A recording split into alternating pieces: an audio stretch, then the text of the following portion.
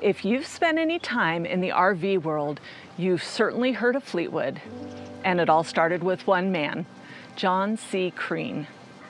Born in 1925, John left school to join the Navy. And when he was medically discharged, he dove headlong into the RV industry. Dissatisfied with Venetian blinds being sold in the RV industry, he designed a better one, and he patented it. And he went into business with his wife, Donna. In 1950, they founded what would become Fleetwood Enterprises. And John proved to be a true pioneer and innovator in the RV world. In the mid-1980s, his brainchild, the Bounder, revolutionized RV design with its basement storage system, and it remains one of the most popular motorhomes ever built.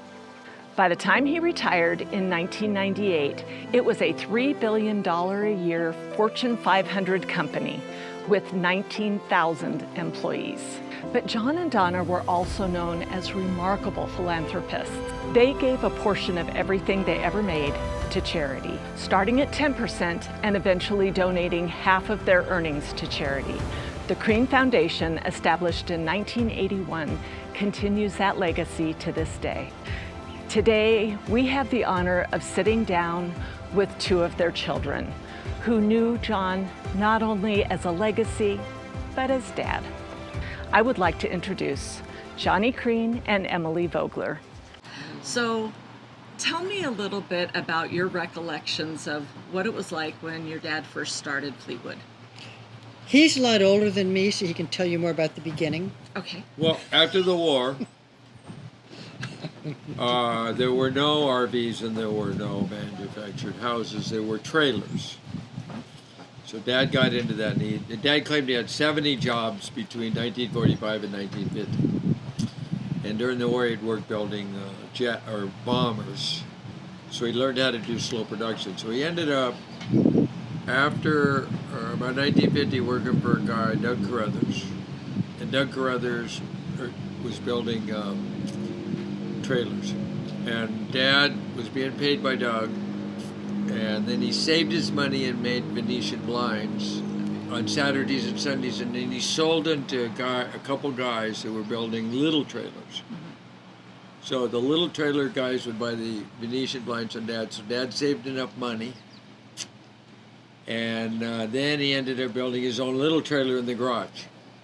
Okay, so he built a little trailer in the garage, and then he took that out, and then this guy that he knew, Roy Clayton, said, well, why don't you just build the little trailers in the garage, because I'm already building little trailers, and I have a dealer distribution network, so I'll buy the trailers from you and then resell them, and so that's what Dad did. So then he quit building trailers, which are houses, and started building little trailers, which were kind of for vacations, and selling them to there, and he did that. But at some point, he figured out that there was more market and it was more uniformity in building 8 by 40 units, 8 feet wide by 40 feet long, because people were using to live in them, because after the war there was no housing in Southern California. It was growing like crazy. Okay. So he built a factory because there was a lot of volume in it in Anaheim, and started building these trailers. And he ended up building 2 trailers a day. And then he got the idea, well, I'll just make the same thing. So then he made it in 1955, he did that. And then by 1964, he had a factory in Anaheim, Idaho, Texas, Ohio, and Georgia. And they were all identical, building 2 trailers a day, made enough money, went to New York. Well, when he wanted to go to New York to sell his 5 factories, the guys in there sell part of them. The guys there pushed back because they said, 1, you don't have enough dollar volume, and 2, you're not very diversified. And at the same time, Dad had been in a trailer show, and this Roy Clayton, who used to buy the little trailers he built in his garage, had a factory, and he walked by Dad and said, how you doing, Roy? And Roy said to him, oh, I'm doing all right, but if somebody give me $1 million, I'd sell the place. And so Dad went back and said, Roy was building travel trailers. And so Roy had a travel trailer factory called Terry. And so Dad said, okay, I'll give you $1 million. They go back and they talk. They go to New York and say they're going to do the offering, get the money, buy Roy Clayton's place, and now there'll be manufactured houses and travel trailers. So we'll be diverse.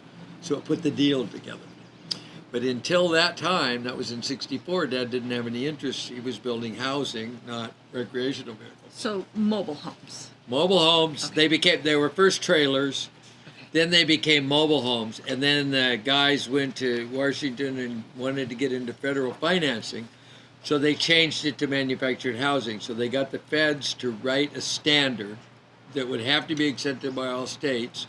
It would be called a manufactured house, and it would be able to get federal financing for the consumer. That's where manufactured houses came from. Okay. And in that definition, they defined a manufactured house and had said, so it had to be anything over 320 square feet with wheels was a manufactured house, unless it had a motor. So that's what defined the size an RV could be. Because if it was over 320 square feet, it was a manufactured house and it was illegal. So RVs became the small ones. But anyway, when they went back and did that, Dad ended up buying Terry, got into RVs. Well, what he did with Terry was, he did the same thing with Terry that what he had done with the manufactured houses, would put factories in little states and or small factories in multiple states so they're close to the market, and built the same product nationally. And he did it with Terry, and that took over a bunch of the business. And then he did Prowler, which was lower end, and then he went and bought a little motorhome factory, and he did the same thing with that. So he ended up that's why it became so huge, was that he figured out if you build the same product nationally, but if you amortize the product development and marketing over the whole, but you end up doing the same, build the same product in all plants, so it's a national product, you can get a big market share. And they ended up with 30% in trailers and almost 30% in motorhomes, 11 or 12% in manufactured houses. But they got even bigger than Winnebago motorhomes. Worked out really well. About what time was that all of that came about? 64 is when they went public and bought Terry. Okay. About 66, 67 is when they did Prowler. Then they bought the motorhome company probably in 70. Was it Pacero? Pacero, yeah. Yeah, they bought Pacero. About 70, 71 they bought Pacero. And then, so it happened about that. And it all grew really big. And then it was all, Dad retired in 98. So 98 they had a lot of money, and he went in, they wanted to do some stuff where they wanted to borrow money, and Dad just said, well, cash me out. So they borrowed money, cashed him out. He left in 98. They never made a penny after that. And by 08 everything was gone. Okay. The only good news is Dad passed away the year before, so he didn't have to see them drive his company off a cliff. Or he knew. Yeah, but he didn't have to be there knew, when they actually yeah. drove it off the cliff and watched it crumble He knew. down. Yeah. So growing up, what I know that you had talked a little bit about like where you grew up and the different towns that you lived, and then when you eventually moved out to Capistrano. What are your recollections of what that was like growing up as he was building this business? We were in Garden Grove, and the factory was in Anaheim. And in 54 he was broke and didn't know what to do, and he wrote a bunch of principles and stuff he followed. 55, but from 55 to 64 he got pretty good, and that's when we bailed out of Garden Grove, which was near the factory, in 58, and moved to Newport. So I mean, he did pretty well there. And we lived down there, but then he moved the center of the company from Anaheim. He had one factory to Riverside, so he was a long way away. So when I was a kid, every weekend, Saturday and Sunday, me and my brother would jump in the car and go with our dad to the factory. And my dad would work in the factory in Anaheim, and my brother and I would play in the mattresses, run around in the scaffolds, And I was run through the trailers. I was like a baby. Little. She so was not born until 58. not born or a baby. So. Yeah, she was not born until 58, 57. So, I mean, we'd run around and play, but he did there, and he got us little chunks of wood, and we would get a hammer and nails, and we'd build castles out of end cuts of 2x4s, right, and that kind of Well, Dad actually did work. That's what it was like. And I then- did that too later on after they were long gone. Yeah. Dad would take me when he would be working on prototypes after hours. Yeah. Because he'd go work on prototypes after hours when the shop was empty. And I would go with him, and he again would, like with them, set me up with little bits of things to build. Yeah. Here's like a picture, a map, a blueprint, an idea. Here's a whole bunch of stuff, build the whatever. And so it was entertainment in the evening, much better than homework. Yeah, yeah. Much more useful. Did that. Right? The other thing he did had to do with RVs was in 56 or 7 when he got these plans around, he decided to take me and my brother around the country. So he spent all this time on nights and weekends building this trailer. I mean, it was the greatest trailer ever built for towing behind a Lincoln. And he trolled it from Rivers or Anaheim, and we got as far as Indio. And the thing didn't have enough hitch weight, and it was lifting the back of the car and whipping it. So he pulls into Pearl Murray's lot and dumps it off, this trailer that's untowable, that he had spent a year building, that's really comfy, and buys from her a Terry, a little bitty box trailer shaped like this, or crap box trailer shaped like that. That's going to get cut, you know. Crap box won't. Anyway, it's a little bitty round trailer. Buys that, hooks it up there. And so instead of sleeping in the bunk beds he had built in this thing, he brought a tent. And me and my brother slept on the ground in the tent, and my mother and dad slept in this little Terry trailer. And we spent 6 weeks and went all the way to New York, down to Georgia, and back through Texas. Wow. During the summer of whatever it was in this little... But you guys were stuck in a tent a lot. 'Cause remember later when Susie and I came along, Yeah. Susie and I would sleep on the dinette. Yeah. They were outside We were the in the tent, tent. and Mom and Dad were in the back where there was an actual bed. Yeah, but we were So they men. were in They the- could sleep in tents. But you were girls and couldn't sleep in tents. We were littler, And Mother too. was sure of that. Well, and we were a lot littler, you know. Yeah. Because Susie's even younger than me by quite a bit. So Yeah. I remember she was, at that point, the barely walking age. So. But anyway, so that's where we had. I actually That was thought where the we tent did was the cool. RVing. We went all the way around the country, slept outside in a tent. Mom and Dad were in this little RV that they bought from Pearl Murray that had built by Roy Clayton behind the Lincoln. It was pretty good. Oh, yeah, kind of funny. But when we got, he had an old Lincoln.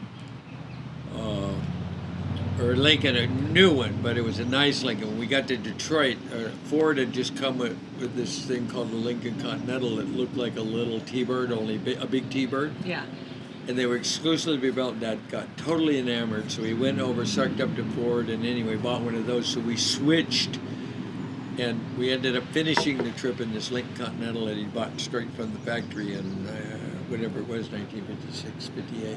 So you were towing the trailer with the Lincoln. With the Lincoln, yeah. We Okay. drove it, yeah. And did that for a long time. Long 'cause time. It was my sister and I, because basically we would, one of us would be in the penalty box in the back seat with Johnnie and Andy on either side, and we'd be sitting on the armrest, Yeah. and they'd be fighting over the top of us. Yeah, yes. And then we'd switch out to where then my sister would be in the back, where Yeah. they'd be fighting over the top.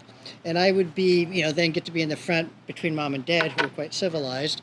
And then every time we stopped, we would Boring. switch Okay. for who was stuck in the penalty box between the See, brothers. the fighting was about the sun, because the air conditioning in the old days wasn't good, and the shade side of the back seat was nice, Okay. and the sun side was hot. And Susie and so I were my always in the brother middle. and I would fight about who had to sit in the sun, Oh, okay. and it was relentless.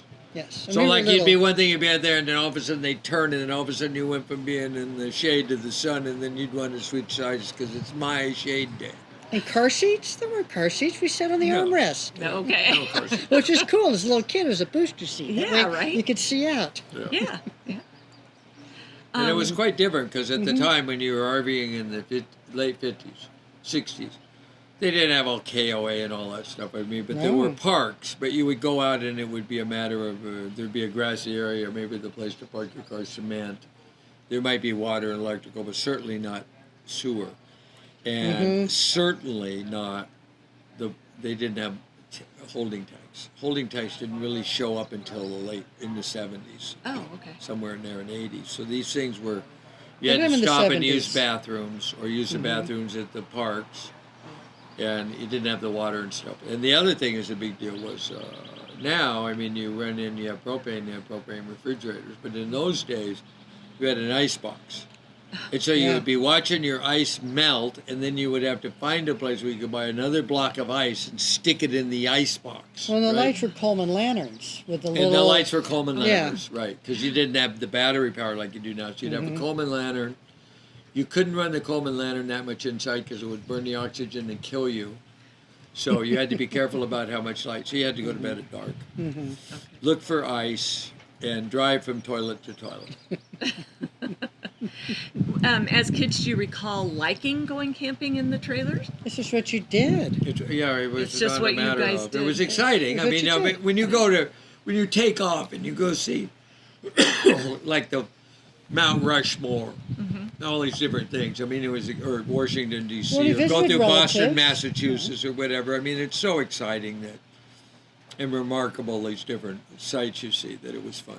Well, we had relatives in a lot of places and people that Mom and Dad knew that we would stop Yeah. and be in their front yards. Yes. And usually they'd have fun, as Yeah. little kids. There'd be fun stuff to play on we had never played on before. Well, that was you after know? when he had the factories everywhere too. Yeah. When that we they went had- before, he only had the one. But when Yeah. you were traveling, they the- you had people all over the Yeah, country that knew him. had it. Stay in some very nice front yards. So like the boondocking thing, like Harvest Toast or It was Boondockers truly Welcome. boondocking. You would go along and park. And, Well, then when Dad later got the motorhome, and you guys were long gone, yeah. and then Dad was also at that point going on sales trips, setting up dealers for the Yeah. motorhomes Yeah. with Susie and I. And Dad, back then you'd think nothing of just, because Dad didn't like freeways. He'd go down old U.S. highways and stuff, Yeah. and he would just pull off on Wherever he wanted. wherever he would pull off. He'd pull off and stop for the night. It was one night in the middle of the night, motorhome wiggled some more. Dad got out his .22, parted the curtains, in the front. There was a horse chewing on the bicycle strapped to the front of the motorhome. Oh, funny. He didn't know he'd got over a cattle guard thing and into a pasture. There's a rumor that all of the places that Dad stopped is where they built the Walmarts where you could now camp if you want. Oh, really? Oh, that's funny. He We went all stopped over at a the lot of country. places. Stopped at a lot of weird places, and now I think there's Walmarts there would be parking lots where you can camp one night. Yeah. Yeah. Okay. But Dad didn't know. They hadn't built a Walmart, but Dad intuitively knew it was where to camp. Mm-hmm. Yeah, I can remember people come up and they go, "What are you doing?" "We're sleeping." Yeah. "Why here?" Hmm. And then later on, when my It's flat. sister and I were showing ponies, Mom and Dad didn't care anything about the horse stuff, but they would, support us and come along and humor us. And Dad would always have his toolbox, and at the horse shows, everybody would be in there in their campers or motorhomes or whatever, and Dad would just kind of mill about and ask people about their coach. Yeah. And how do you like it? And then people started to hear that there's this guy with a toolbox who can fix anything. And so Dad actually had great fun fixing air conditioners. He would wander and around and refrigerators repair and- RVs for Yeah. fun. Oh, Yeah. really? Yeah, because Oh, otherwise he didn't care funny. about the horses. But he had great fun checking out other people's, coaches and looking at the competitors' products. Oh, wow, how funny. But that was a factor that is the case. That Dad's part of his success was that he understood the consumers that he was building for. So he came Yeah. from the Depression, and his family was extremely poor. And after the war, when they were looking for low-cost housing, he could perceive if it's 8x40, what it needed to have in order to make sure a person that just wants something to live in that they can buy. So he would be able to design a good kitchen, good bathroom, make sure it had a good appliance and stuff, a good bed and stuff like that. Well, then, when the RV thing came, he loved RVing. He liked traveling, so he traveled with a travel trailer, and he had a motorhome and traveled around. So the reason that his stuff ended up getting a huge market share was it was economically built, but it was really And functional. user design, because Yeah. he used them and he designed them and he knew what to build. These people And had that's why no people liked idea. them. No, they had no idea that this guy milling about with the wood glue on his pants Yeah. and the somewhat grubby shirt with the toolbox Yes. had an empire. Yeah, they had an empire, yeah. And he would learn from them because they would show him where they had hacked their unit up to do something. Yeah. See, like you'd have to, like this is how there's no place for canned goods, so we built this. So the next thing you know, something that some clown had built in some unit is now in production in Fleetwood in a trailer because it was a great idea. Because he would go and he would look and find it for people doing what they're doing, what they needed. In your recollection, what are some of the things that he added? Actually, this is another question I was going to ask you. At what point did it change, like from Terry to Fleetwood, or from? No, it was Fleetwood always. Always Fleetwood. And okay. they bought, and then Fleetwood bought Terry, Terry, but he and then they started bought Prowler. Pacero. Yeah. Okay, And he but started at the point Prowler he from bought scratch. him, And then he developed switched the it. Bounder. Yeah, the Bounder. Yeah. The Bounder, he bought Pacero. And then buy they exec- did with Pacero what they did with when they bought Terry, they did the Prowler, just made a cheaper one. Okay. So with Pacero, he made a cheaper one called the Southwind. And then actually I was involved with that because we were talking about it. My mother liked my trailers more than the motorhomes because the motorhomes were stupid designed. So we were talking once, and Dad and I were talking about, well, what if we took, if you could only take a trailer and put it on a motorhome chassis. So Dad goes, okay, so he called in and said, what's the best-selling trailer we have? And it was a 28W, I think it was, or something like that. So he took that and he went to put it on a motorhome chassis. When he did that, the wheel wells were in the way, so he said, well, I'll just elevate it. And that's why the Bounder's taller, because it has a basement. Well, the basement was made so he could set the trailer on top of the chassis. Well, and it that was- made all the storage in the place with the holding tanks. It was also because when he traveled with motorhomes, and if it was in the winter, he'd have to keep the motorhomes inside the factories or the water stuff would freeze. It would freeze, yeah. And then he came and he stayed at my house in Indiana, had no place to leave it, and so he tried to have enough heat to Yeah. keep the water from freezing. And that was the other plus he saw to the basement idea, Yeah. is you put all that water in this basement, you pump some heat ducts into it, and people can use them year round. You don't have to winterize them anymore. Oh wow. Okay. So it's a and it was twofer. kind of there when Yeah. when he wanted to put a trailer on top of a motorhome, then he ended up with this space, and then he Yeah. go, well, what's the next problem? Yeah. All the shit freezing. Yeah. Oh, well, I'll put it in and I'll make the floor below the holding tanks. Yeah, make it a whole instead floor. of hanging up below. Instead of hanging the tanks below the floor, I'll put Enclose a it. floor in, put the tanks in, and heat the tanks. Yeah. Heat the whole mess, right? And that's where Bounder came from. And Bounder ended up being the biggest selling motorhome there was. So it was Bounder by Fleetwood. Bounder or by Fleetwood. Terry by Fleetwood. Pacero by Fleetwood. Pacero by Fleetwood. Okay. Uh-huh. So, Johnny, tell me a little bit about then the company that you developed Well, and when you started that. in 73, I was going to college. I was taking a final, 72. And I was taking a final in accounting because Dad said you should get a major in accounting at college and then go to law school. And I'm sitting there doing this spreadsheet and I'm going, I'm never going to be an accountant. This is stupid. So I went and I told him I was going to go, and I said I wanted to try to build what are you going to do? And I told Dad I was going to buy station wagon chassis because they were weighted higher from old cars, and I was going to build a crummy motorhome on top of them. And he said, that's really stupid. What you should do is build the most high volume trailers. So we went out, and he said, I'll help you, I'll show you what to do. So in the 2nd or 3rd of January of 73, we spent 5 months and we went and visited all these dealers, and he showed me how you figured out what to build. And then by the end of May, we had built a trailer, which I still have, it's on the property. Oh, okay. 20-foot trailer. Okay.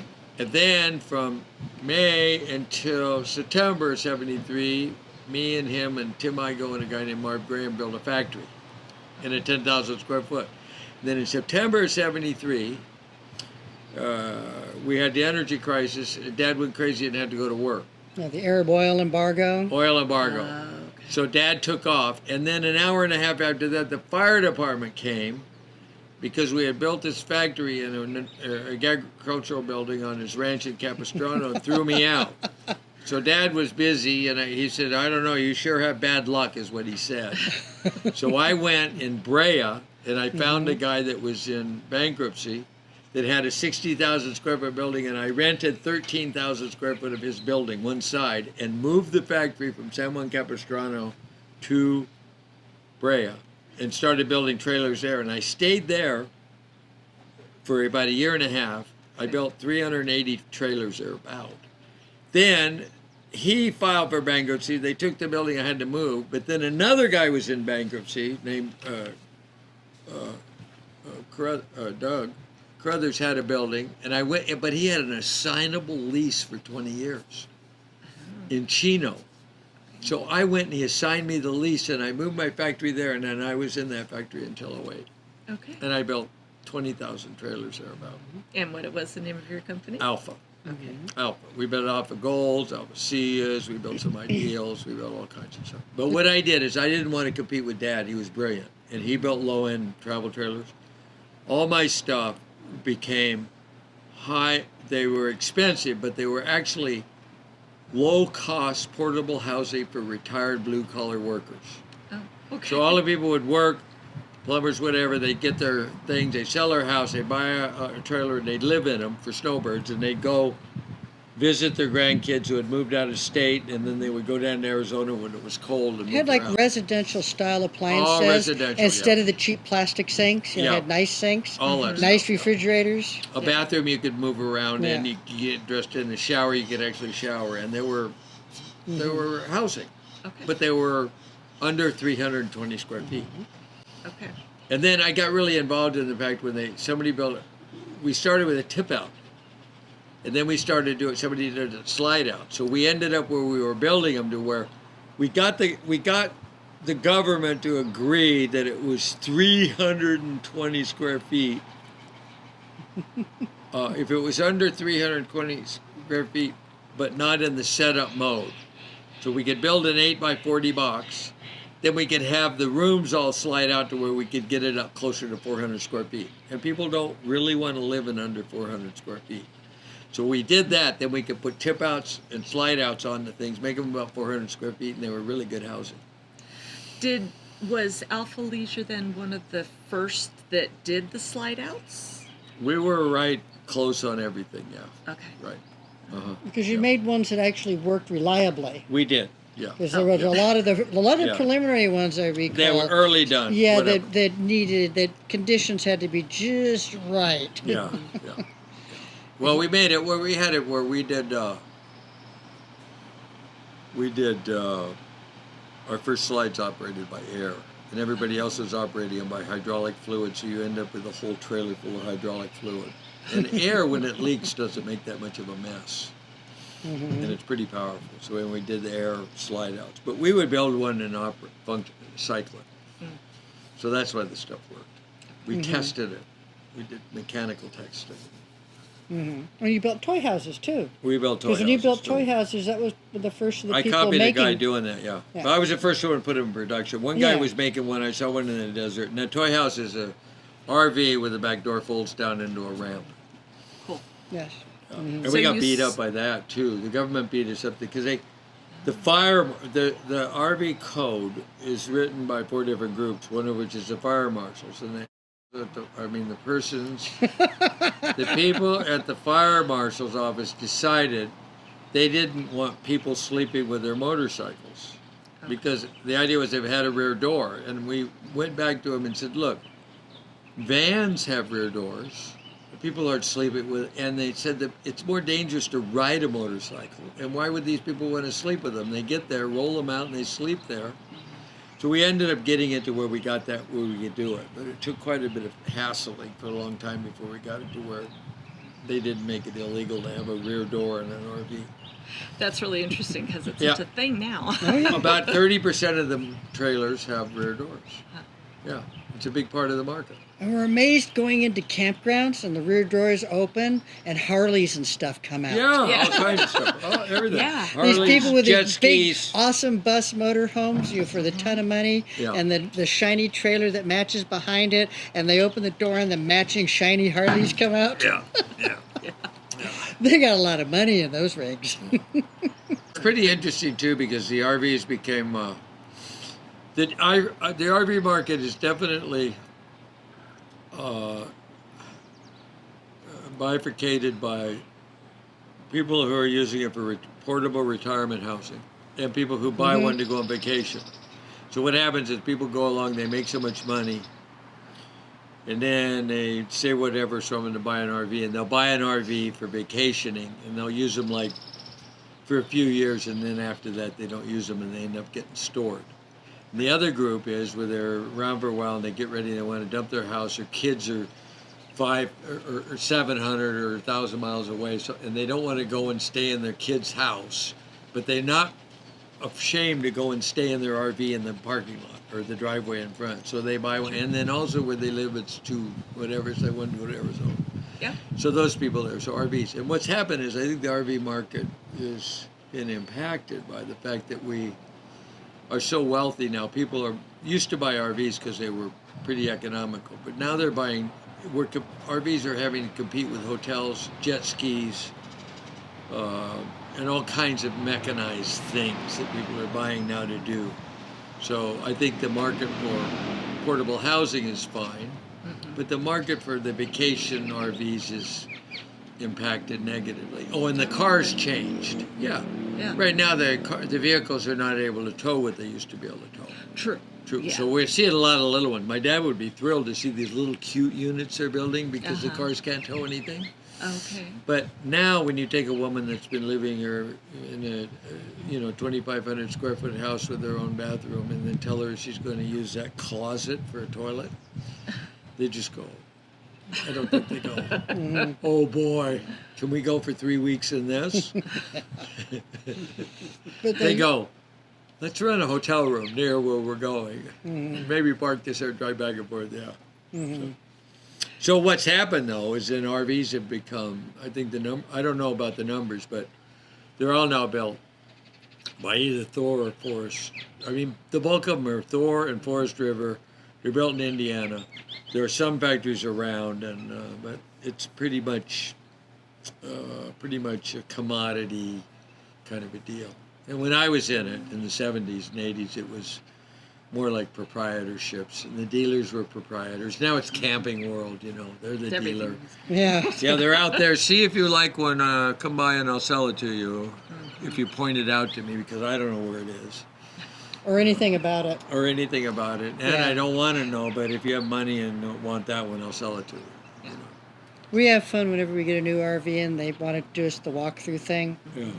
And we end up telling the poor walkthrough guy that, well, actually, Yeah, actually. if you did it that way, it'd be better. No, that's just anyhow. That Oh, that's they've never stayed in an RV. Somebody gave them the walkthrough, but they've never stayed in them and operated it. We'll ask them, well, how does something or another work that is kind of complex? And they go, I'll have to get back with you on that. Yeah.